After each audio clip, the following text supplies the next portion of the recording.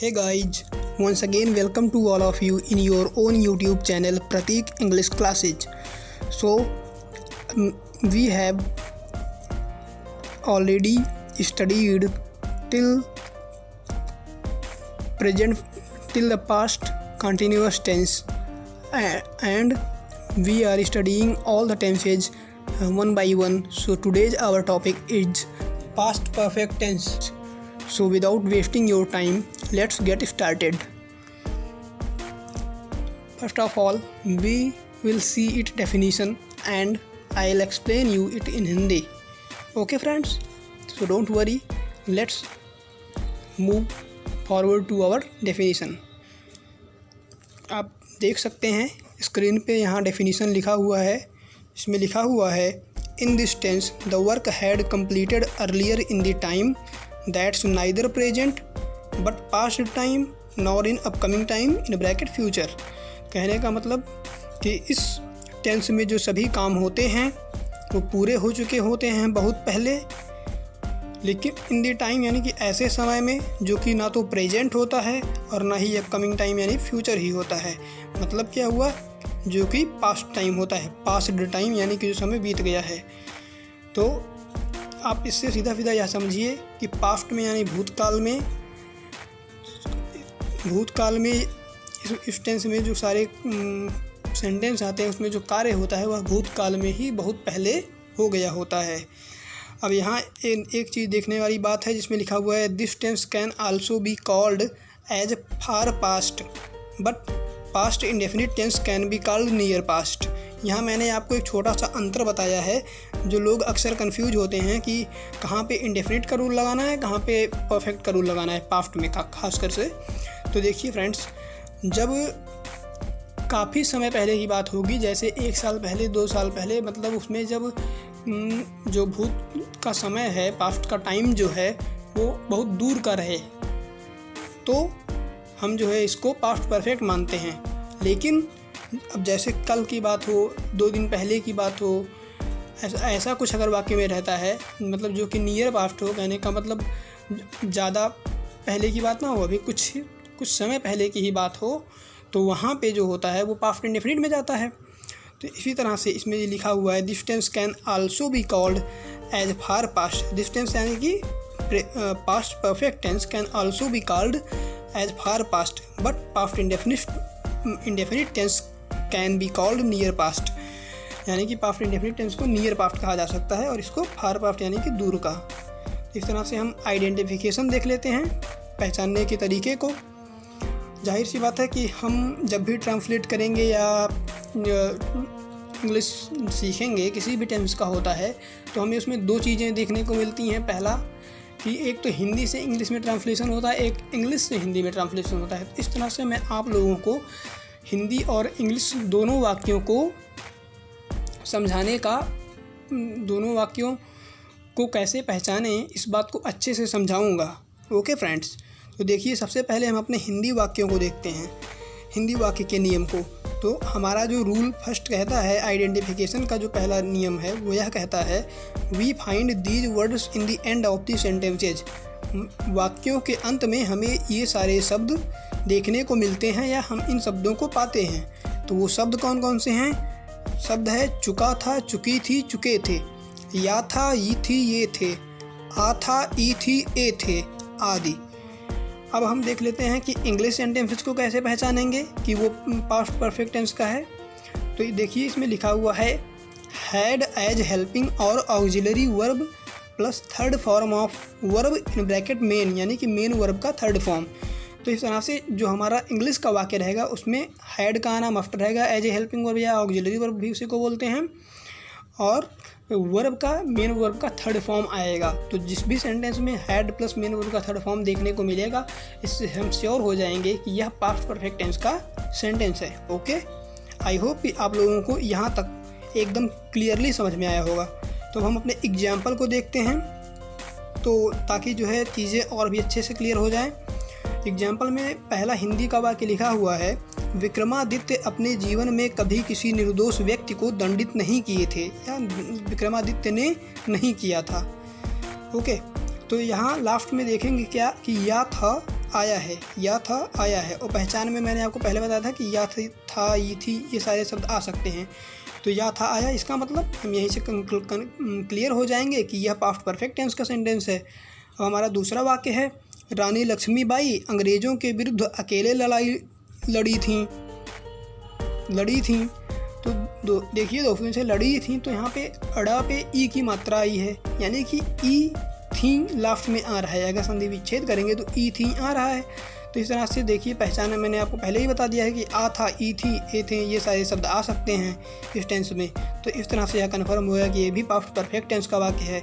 अब तीसरा हमारा जो वाक्य है, अंततः अंग्रेज हमारे देश को छोड़कर भाग गए थे या भाग चुके थे, कुछ भी कहा जा सकता है। तो देखिए दोस्तों, यहाँ चुके थे लगा हुआ है। मैंने आपको बताया कि चुका था, चुकी थे, चुके थे आदि शब्द आते हैं, तो ये लास्ट में आए, इससे हम कंफर्म हो जाएंगे कि ये भी टेंस हमारा पास्ट परफेक्ट टेंस का सेंटेंस है। ओके, तो इस तरह से हम अपने ट्रांसलेशन के रूल को देख लेते हैं। देखिए फ्रेंड्स, इसमें मैंने आपको थोड़ा रूल जो है, क्योंकि हम लोग अभी प्रेजेंट के, देखिए, एक मेन प्रेजेंट को पढ़े और उसके चारों फॉर्म को पढ़े तो 5 टेंसेज हो गए। अब पास्ट के मेन को पढ़े और उसके 2, यानी ये तीसरा चल रहा है। तो ये समझ लीजिए कि हम सब मिला करके 5, 2, 7 यानी लगभग 7 टॉपिक पढ़ चुके हैं, जिसमें मैंने आपको ये चीज़ें बताई हैं कि अगर अफर्मेटिव रहेगा तब कौन सा रूल लगाएंगे, नेगेटिव रहेगा तब कौन सा रूल लगाएंगे, इंटरोगेटिव रहेगा तब कौन सा रूल लगाएंगे। अब इंटरोगेटिव में क्वेश्चन वर्ड से अगर स्टार्ट हो जाए तब कौन सा रूल लगेगा, यस नो टाइप का है तब कौन सा रूल लगेगा। ये सारा कुछ मैंने आपको पहले ही बताया है, इसलिए मैं यहाँ पे सिर्फ और सिर्फ आपको अफर्मेटिव सेंटेंस का रूल स्क्रीन पे दिखा रहा हूँ इस बार। देखिए, जो कि रूल इस हिसाब से रहेगा। सबसे पहले हम अपने सेंटेंस का सब्जेक्ट लिखेंगे। सब्जेक्ट सिंगुलर हो या प्लूरल हो, इससे कोई फ़र्क नहीं पड़ता। जो भी सब्जेक्ट हमारा आएगा उसके साथ में हेल्पिंग और हैड का ही यूज़ करना है इसमें। ओके, उसके बाद हम अपने मेन वर्ब के थर्ड फॉर्म को लिखेंगे, यानी जो मुख्य क्रिया हमारी होती है, जिससे पता चलता है कि कौन सा काम हो रहा है, तो उसका जो है तीसरा रूप लिखा जाएगा। प्लस ऑब्जेक्ट यानी कि कर्म पता करने के लिए कि किसे या किसको से प्रश्न करेंगे तो हमें अपने वाक्य का कर्म मिलता है। ओके फ्रेंड्स, और कर्ता सबको पता है, जो काम को करने वाला है वो कर्ता हुआ। तो इस तरह से अब मैं आपको इससे पहले कि हम वीडियो में आगे बढ़ें, आपको कुछ चीज़ें थोड़ा क्लियर कर देना चाहता हूँ। देखिए, जैसे क्या है कि अभी हम टेंसेज पढ़ रहे हैं, और टेंस जो होता है वो कहीं ना कहीं पूरी तरह से वर्ब पे डिपेंड करता है। तो वर्ब, अब टेंस पढ़ने के लिए सिर्फ और सिर्फ अगर किसी को हर किसी को सिर्फ इतना याद हो जाए कि टेंसेज के 3 फॉर्म होते हैं और उन तीनों फॉर्म में कुछ ऐसे वर्ब्स होते हैं। वर्ब्स के तीनों फॉर्म को आप याद कर लीजिए, जितने वर्ब्स की याद कर सकते हैं उतने की याद कीजिए। अब जैसे जाना कहीं अगर वाक्य में आएगा तो जाना का इंग्लिश गो होता है, तो वो फर्स्ट फॉर्म हुआ। सेकंड फॉर्म के लिए वेंट होता है, थर्ड फॉर्म के लिए गॉन होता है। उसी तरह से स्विम यानी कि तैरना होता है, तो उसका जो सेकंड फॉर्म होगा स्वयं होगा और थर्ड फॉर्म स्वम होगा। और जैसे हमारा और भी एग्जांपल ले लेते हैं, सिंग हो गया, तो सिंग मतलब गाना, ये वर्ब ही है, क्योंकि एक सॉन्ग होता है गाना जो कि नाउन होता है, लेकिन सिंग गाना यहाँ मतलब गाना गाने की प्रक्रिया को बता रहा है, तो इस वजह से यह वर्ब हुआ। अब सिंग का जो सेकंड फॉर्म होगा सैंग, थर्ड फॉर्म होगा संग। इस तरह से जो है मतलब मैं आप लोगों को मैंने कुछ एग्जांपल दे करके बताया कि कुछ वर्ब्स का कि उनके first form, second form, third form किस तरह से देखने को मिलते हैं और किस तरह से उनको बनाया जाता है। ओके, तो अब अभी हम अपने नोट की तरफ बढ़ते हैं। नोट में सबसे पहला चीज़ जो लिखा हुआ है वो यही लिखा हुआ है, we will reorder the rules and add not as the sentence will be. कहने का मतलब यह हुआ कि अगर हमारा सेंटेंस नेगेटिव रहेगा तो उसमें नॉट को लगा देंगे, और अगर इंट्रोगेटिव यस नो टाइप का रहेगा तो उसमें हमको रीऑर्डर करना रहेगा। रीऑर्डर करने का मतलब ये हुआ कि हेल्पिंग वर्ब हैड को पहले लाना पड़ेगा, फिर सब्जेक्ट को बाद में लेके जाएंगे। और दूसरा रूल हमारा कह रहा है, if we find the sentences in which there's an interrogative word, यानी कि WH word in Hindi, translating it into English, we will have to write the English of that word first. तो यहाँ कहने का मतलब यह हो गया कि अगर हम वाक्यों को देखते हैं या अगर हमें वाक्यों में कहीं भी एक प्रश्नवाचक शब्द देखने को मिलता है, जिसे WH वर्ड भी कहा जाता है हिंदी वाक्य में, तो उसका हम जब अंग्रेजी में ट्रांसलेशन करते हैं तो सबसे पहला काम क्या करते हैं, उसी प्रश्नवाचक शब्द की अंग्रेजी लिखते हैं। इस रूल का सिर्फ और सिर्फ इतना मतलब है। ठीक है दोस्तों। तो आई होप कि यहाँ तक का आप लोगों को सारे पॉइंट्स बिल्कुल क्लियर होंगे। अब हम अपने रूल को देख लेते हैं। कुछ स्पेशल रूल्स जो कि इस टेंस में देखने को मिलते हैं, कुछ ऐसे वाक्य होते हैं जो मतलब कुछ स्पेशल होते हैं। कहने का मतलब ये नॉर्मल नहीं होते हैं, इसमें थोड़ा मतलब दिमाग ज़्यादा लगाना पड़ता है। तो इस चीज़ को आप एग्जैक्टली मैं आपको एकदम क्लियर ढंग से समझाऊंगा, आप इसको ध्यान से सुनिए और समझिए। हमारा जो रूल है पहला रूल कह रहा है when we find two works / activities happening in one sentence. कहने का मतलब यह हुआ कि जब हम दो कार्य किसी एक ही वाक्य में देखने को मिलता है हमें, या जब हम दो कार्य पाते हैं एक ही वाक्य में, तो उसके लिए भी कुछ रूल्स होते हैं। उसको कैसे बनाया जाता है वो देख लेते हैं हम। तो हमारा जो पहला रूल है, हम उसमें क्या करते हैं कि जो फर्स्ट पार्ट रहता है उसको पास्ट परफेक्ट में ट्रांसलेट करके बनाते हैं।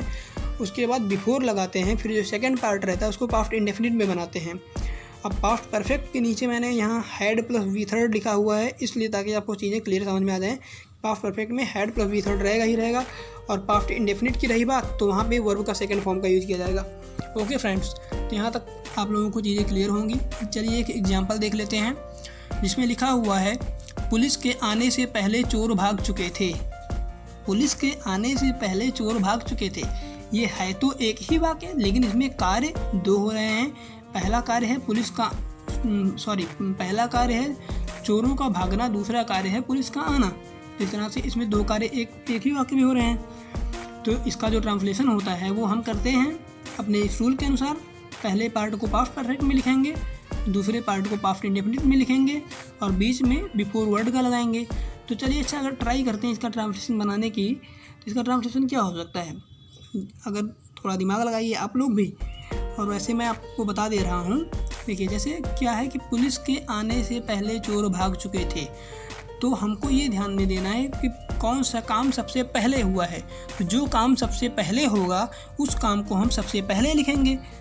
तो पुलिस का आना पहले है या चोरों का भागना पहले है। जाहिर सी बात है, हमको वाक्य पढ़ के पता चल रहा है कि चोरों के भागने का कार्य पहले हुआ है। तो इसलिए हम यहाँ पे पहले सेकंड वाले को, जो चोर भाग चुके थे, उस चीज़ को सबसे पहले लिखेंगे। तो लिखेंगे द थीफ हैड फ्ली या एस्केप्ड, कुछ भी लिख सकते हैं। फ्ली, फ्लेड, एस्केप्ड, ये सारा वर्ड है भागने के लिए। या रन अवे लगा सकते हैं। The thief had run away. अब यहाँ बात की जा रही है पुलिस के आने से पहले, तो पहले हम यहाँ बीच में बिफोर लगाएंगे द पुलिस। अब चूंकि सेकंड पार्ट पास्ट इंडेफिनिट में बनता है, तो इसलिए बिफोर द पुलिस केम, क्योंकि पास्ट इंडेफिनिट का मतलब वर्ब की सेकंड फॉर्म। तो कम तो हम लिख नहीं सकते, हमको केम ही लिखना रहेगा। तो इस तरह से इसका ट्रांसलेशन यह हो जाएगा कि the thief had run away before the police came. Okay friends, आपको यहाँ तक चीज़ें एकदम क्लियर होंगी। मुझे नहीं लगता है कि कहीं आपको कुछ डाउट होगा, और अगर फिर भी आपको कोई डाउट वीडियो में कहीं भी कोई प्रॉब्लम हो, समझने में नहीं आ रहा है समझ में, तो आप कमेंट में ज़रूर पूछिए। मैं आप लोगों के लिए इस चैनल को बनाया है मैंने।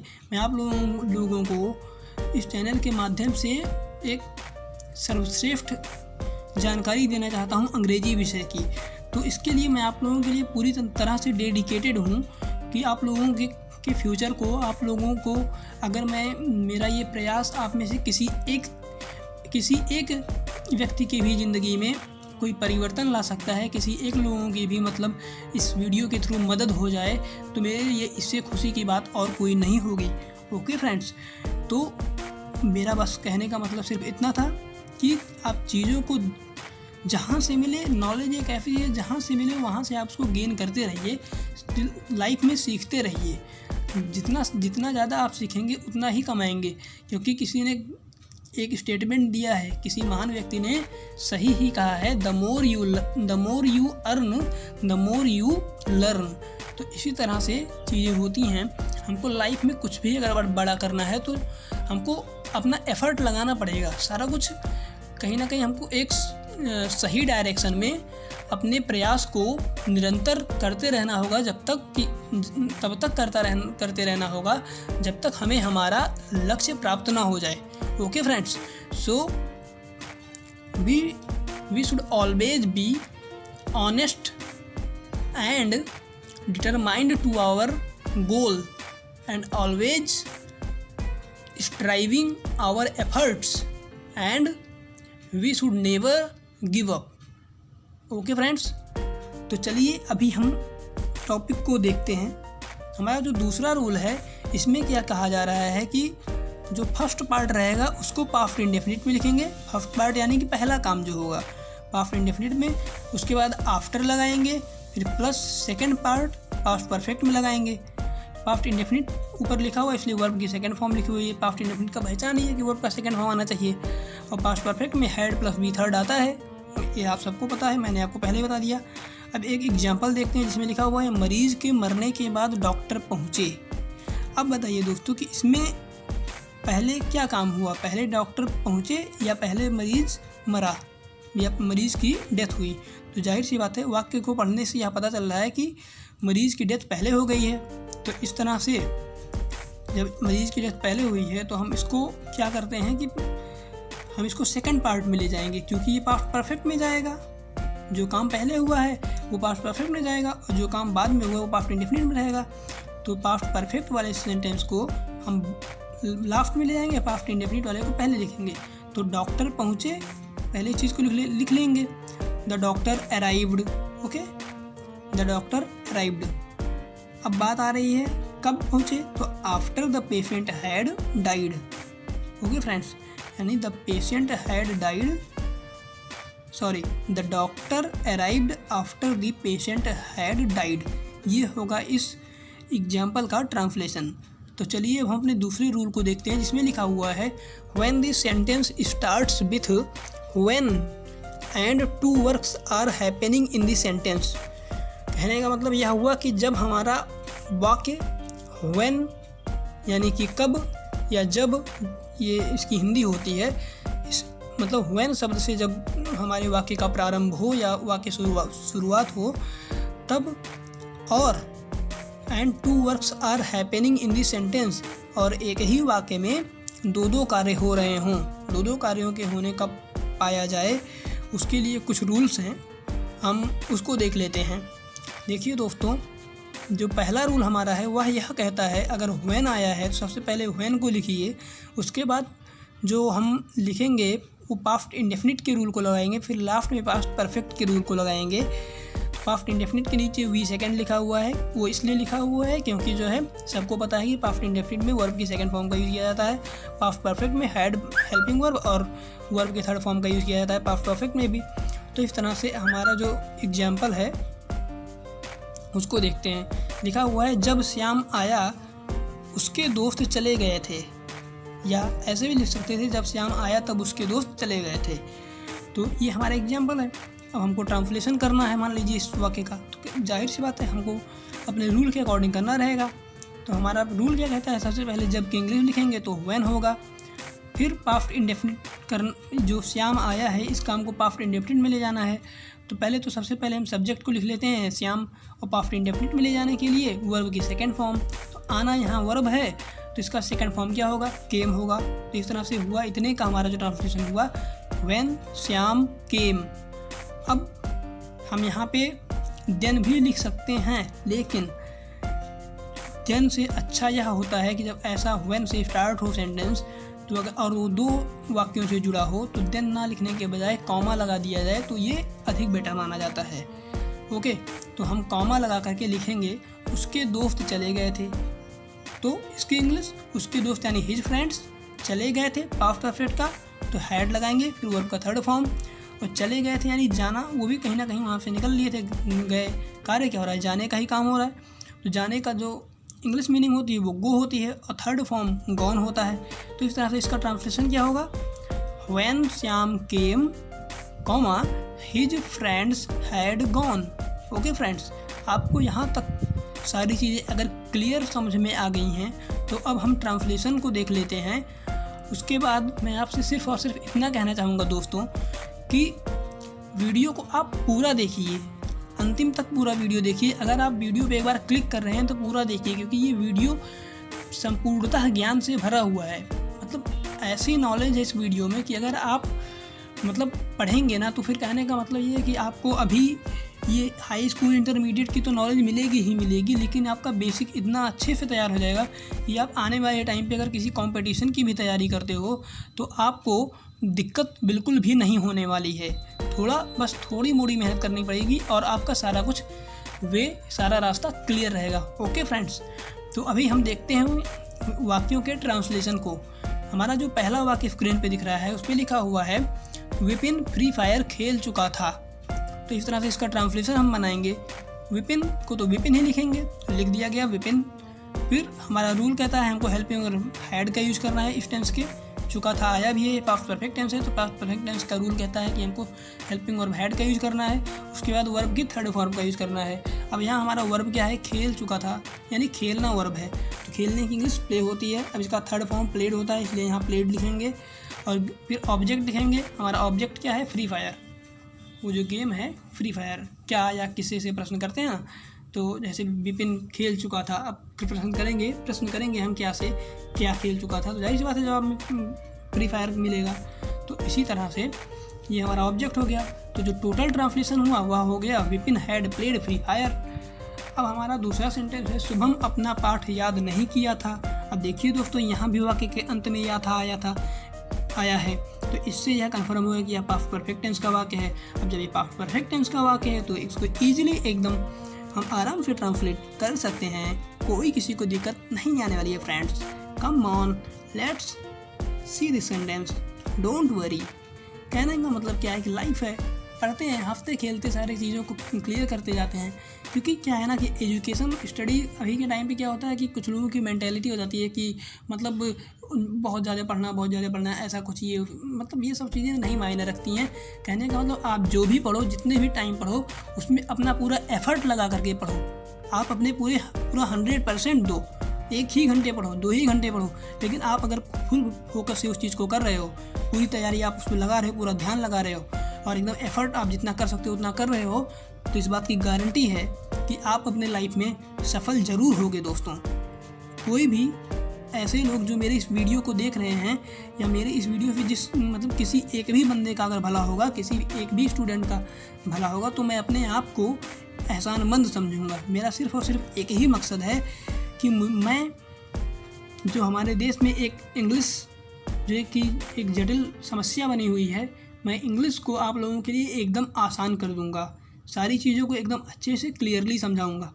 तो हमारा जो सेंटेंस है दूसरा, शुभम अपना पाठ याद नहीं किया था, तो शुभम से हम लिखेंगे सबसे पहले, क्योंकि सब्जेक्ट वही है। पता है कि पाठ नहीं याद करने वाला पाठ नहीं याद करने वाला या पाठ याद कौन नहीं किया है, शुभम ही नहीं किया है काम, शुभम ही तो नहीं ये काम किया है। तो शुभम सब्जेक्ट लिख लेंगे। उसके बाद हेल्पिंग और हैड लगाएंगे, नहीं आया है तो नॉट लगाएंगे। फिर यहाँ वर्ब हमारा है याद करना, याद करने की इंग्लिश लर्न होती है, उसके थर्ड फॉर्म को लिखेंगे तो ये लर्न हो जाएगा। अब बात की जा रही है अपना पाठ, तो शुभम है, या शुभम यानी मेल है, तो इस वजह, और एक ही व्यक्ति की बात किया जाए तो यहाँ पे हम जो इसका प्रोनाउन रहेगा वो ही से यूज करते हैं। तो ही का जो पजेसिव केस का प्रोनाउन है वो हिज होता है, तो इस वजह से हम यहाँ हिज लगाएंगे और लेसन लिख ही देंगे, क्योंकि लेसन पाठ की इंग्लिश होती है। इस तरह से हमारा ट्रांसलेशन क्या हुआ, Shubham had not learned his lesson.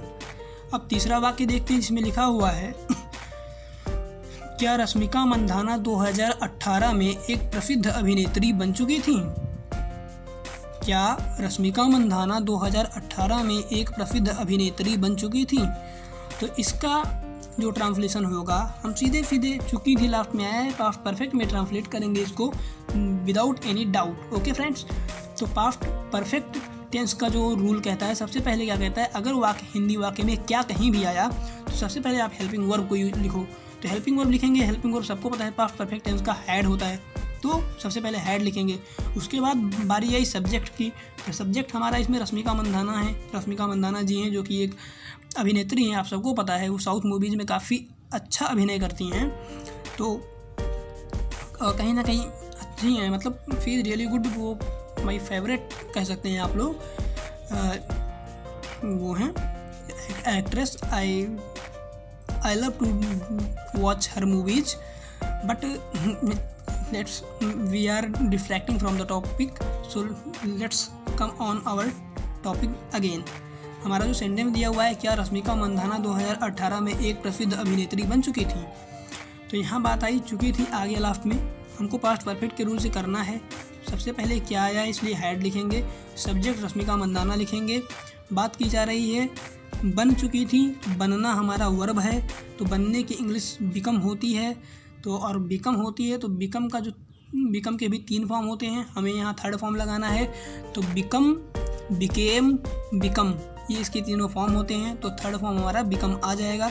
बात की जा रही है किसकी, एक प्रसिद्ध अभिनेत्री, तो अ फेमस एक्ट्रेस। बात है 2018 में, तो इन 2018, और क्वेश्चन मार्क लगा के हमारा ये ट्रांसलेशन हो गया फिनिश।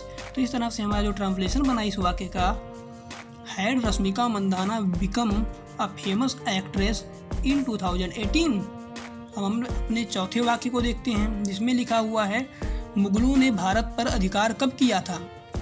मुगलों ने भारत पर अधिकार कब किया था? यहाँ देखिए दोस्तों, वाक्य के हिंदी वाक्य के बीचों बीच में कब शब्द आ गया है, कब, जो कि एक अपने आप में ही एक प्रश्नवाचक शब्द है। क्या, कब, कैसे, ये सारी चीज़ें जो जहाँ भी आती हैं, कौन इत्यादि, ये सारी चीज़ें वो प्रश्नवाचक शब्द मानी जाती हैं। तो हम जैसे ही हम अपने हिंदी वाक्य में प्रश्नवाचक शब्द को देखेंगे, तो ट्रांसलेट करते समय सबसे पहले हम उसी प्रश्नवाचक शब्द की अंग्रेजी को लिखेंगे। अब यहाँ प्रश्नवाचक शब्द हमारा क्या है, कब, और कब की अंग्रेजी होती है व्हेन, सबसे पहले व्हेन लिखेंगे। अब बात आती है किया था, लास्ट में आया है या था, तो अकॉर्डिंग टू आवर आइडेंटिफिकेशन, जैसा मैंने आपको आइडेंटिफिकेशन यानी पहचान में बताया था कि या था, ये थी, ये थे, ये सारे शब्द आते हैं वाक्य के अंत में। तो यहाँ पे या था है, तो इससे ये कन्फर्म तो हो ही गया कि ये पास्ट परफेक्ट टेंस का वाक्य है।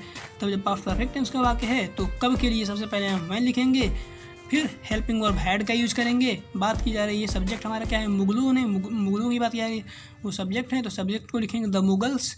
उसके बाद अधिकार कब किया था, तो अधिकार करने की इंग्लिश पजेजन या मतलब पजेज से होता है, तो यहाँ पे जब हम लगाएंगे थर्ड फॉर्म, तो पजेज का थर्ड फॉर्म पजेज हो जाएगा। ओके, बात की जा रही है भारत पर, यानी कि ऑन इंडिया। तो इस तरह से हमारा ट्रांसलेशन हो गया चौथे वाक्य का, when had the Mughals possessed on India. पांचवा वाक्य है कुछ मजदूर लोग कैसे 1500 किलोमीटर की दूरी पैदल तय कर लिए थे। इस तरह से हमारा इसका ट्रांसलेट जब हम करेंगे, बात की जा रही है, देखिए फ्रेंड्स, इसमें कैसे शब्द आ गया है। कहने का मतलब हिंदी वाक्य में कोई भी प्रश्नवाचक शब्द आएगा, कैसे है सबको पता है ये प्रश्नवाचक शब्द है, तो सबसे पहले हम इसकी इंग्लिश को ही लिखेंगे। तो कैसे का जो इंग्लिश होता है वो हाउ होता है, हाउ लिखेंगे। उसके बाद हेल्पिंग वर्ब लगना ही लगना है, तो हैड लगाएंगे, और फिर सब्जेक्ट को लिखेंगे अपने। तो हमारे वाक्य का जो सब्जेक्ट यानी करता है, कुछ मजदूर लोग हैं, तो वहाँ पे सम लेबर्स लगा देंगे। अब बात की जा रही है 1500 किलोमीटर की दूरी पैदल कैसे तय कर लिए थे, तो तय कर लिए थे, तय करना जो है यही हमारा वर्ब है, तो तय करने के लिए हम कवर्ड लगाएंगे, जो कि इसका थर्ड फॉर्म है कवर का, तो कवर्ड लगता ही लगता है, तो यहाँ लगाएंगे। अब बात आती है कि 1500 किलोमीटर की दूरी, तो द डिस्टेंस ऑफ 1500 किलोमीटर। अब यहाँ बात की जा रही है कि दूरी पैदल की बात की गई है, तो 1500 किलोमीटर तक का तो क्लियर है। अब जब पैदल आ गया, तो यहाँ पे हमको ऑन द फुट लिखना पड़ेगा, या तो ऑन द फुट लिख सकते हैं, या फिर बाई वॉक लिख सकते हैं, बाई वॉकिंग। ओके, तो इस तरह से हमारा इसका ट्रांसलेशन हुआ, how had some labours covered the distance of 1500 kilometre on the foot. अब हम अपने छठे वाक्य को देखते हैं, जिसमें लिखा हुआ है आकांक्षा के स्कूल पहुंचने से पहले प्रार्थना प्रारंभ हो गई थी या प्रार्थना प्रारंभ हो चुकी थी। तो इस तरह से हमारे जो इस वाक्य का ट्रांसलेशन होगा। अब देखिए फ्रेंड्स, यहाँ यही चीज़ नोटिस करने वाली बात है कि पहले कौन सा काम हो रहा है, पहले आकांक्षा स्कूल पहुंची या फिर पहले प्रार्थना प्रारंभ हुआ था। तो इससे पता चलेगा हमें कि प्रार्थना पहले प्रारंभ हो चुका है या हो चुका था, तो इसलिए सबसे पहले हम उसी पार्ट को लिखते हैं। तो अब इसको लिखना रूल पता है आपको कि जो पहला पार्ट रहेगा उसको परफेक्ट में, सेकंड पार्ट को इंडेफिनिट में लिखते हैं। तो हम पास्ट परफेक्ट के रूल से लिखेंगे प्रार्थना प्रारंभ हो गई थी, यानी द प्रेयर हैड स्टार्टेड। अब बात की जा रही है आकांक्षा के स्कूल पहुंचने से पहले, तो before Akanksha reached the school. Okay, ये होगा हमारा इसका ट्रांसलेशन। अब 7वां वाक्य है मेरे व्यायाम करने के बाद वह गई। तो हम सबसे पहले क्या करेंगे, बात की जाए मेरे व्यायाम करने के बाद वह गई, कौन गई, हमारा सब्जेक्ट वह मिल रहा है, तो वह के लिए हम सी ही लगाएंगे। ही तो लगा नहीं सकते क्योंकि गई कहा गया है, तो सी लगाएंगे। फिर गई यानी जाना, तो जाना का जो इंग्लिश होता है वो गो होता है। अब गई जो है जाने का सेकंड फॉर्म है, तो इस तरह से हम यहाँ पे वेंट लगाएंगे क्योंकि गो का सेकंड फॉर्म वेंट होता है। तो सी वेंट, बात की जा रही है मेरे व्यायाम करने के बाद, यानी वह गई after I had finished the exercise, यानी कि मैं एक्सरसाइज ख़त्म कर चुका था, उसके बाद वो गई। ओके, ये होगा इसका ट्रांसलेशन। अब हमारा 8वां वाक्य है जब मैं कार्यालय पहुंचा तब वह जा चुकी थी। ओके फ्रेंड्स, जब मैं कार्यालय पहुंचा तब वह जा चुकी थी, तो इस तरह से इसका ट्रांसलेशन होगा when I reached the office, she had gone. She had gone, क्योंकि सबको पता है जब मैं कार्यालय पहुंचा, ये इंडेफिनिट टेंस का वाक्य लग रहा है, पास्ट इंडेफिनिट का, और पास्ट इंडेफिनिट का रूल भी यहाँ लगेगा। Why when I reached the office, अब तब वह जा चुकी थी, जब चुकी थी या चुके थे आ गए, तो ये पास्ट परफेक्ट का रूल लगेगा, तो शी हैड गॉन होगा। तो टोटल ट्रांसलेशन 8वें वाक्य का होगा when I reached the office she had gone. हमारा 9वां वाक्य है ज्यों ही राम विद्यालय पहुंचा त्यों ही बारिश होने लगी। तो as soon as Ram arrived the school it started raining. क्योंकि अब यहाँ ये जो वाक्य देखने लायक है, इसमें मतलब ज्यों ही त्यों ही जहाँ पे आया है, इसमें क्या होता है कि काम बिल्कुल एक साथ होता है। कहने का मतलब यह हुआ कि बहुत निकट का होता है, तो इसीलिए यहाँ पे जैसे लिखा हुआ है ज्यों ही राम विद्यालय पहुँचा त्यों ही बारिश होने लगी, तो ज्यों ही के लिए एज सून एज एक वर्ड बना हुआ है, उसको लगाएंगे, तो एज सून एज। फिर बात की जा रही है राम विद्यालय पहुँचा, तो राम अराइव्ड द स्कूल, त्यों ही बारिश होने लगी। अब त्यों ही के लिए हम सिर्फ और सिर्फ कॉमा लगा देंगे, और बारिश होने लगी तो इट स्टार्टेड रेनिंग लिख करके हम इस वाक्य के ट्रांसलेशन को करेंगे। हम अपने 10वें वाक्य को देख लेते हैं, जिसमें लिखा हुआ है जब मैं घर आ रहा था तब कुछ लोग रास्ते में लड़ रहे थे। यहाँ भी जब आ गया यानी कि व्हेन से स्टार्टिंग होगी तो व्हेन लिखेंगे। बात की जा रही है जब मैं घर आ रहा था, इसका मतलब हो गया when I was coming to home. Okay, अब हमारा यहाँ बोला जा रहा है तब कुछ लोग रास्ते में लड़ रहे थे। अब तब के लिए तो हम दिन लगाएंगे नहीं, क्योंकि बता दिया मैंने पहले ही, तब के लिए कॉमा से ही काम चल जाता है। ओके, तो कुछ लोग लड़ाई कर रहे थे रास्ते में, ये हमारा सेकंड पार्ट है, तो इसकी इंग्लिश हम करेंगे। कुछ लोग की इंग्लिश सम पीपल लड़ाई कर रहे थे, अब इसमें रहे थे आ गया, यानी कि पास्ट कंटिन्यूस का हो गया, और पास्ट कंटिन्यूस का हो गया। सम पीपल एक से अधिक लोगों की बात की जा रही है, तो हमारा जो वर्ब होगा यानी हेल्पिंग वर्ब होगा वो प्लूरल होगा, तो यहाँ हम वाज का यूज नहीं कर सकते हैं, वाज की जगह पे वर ही लिखना रहेगा हमें।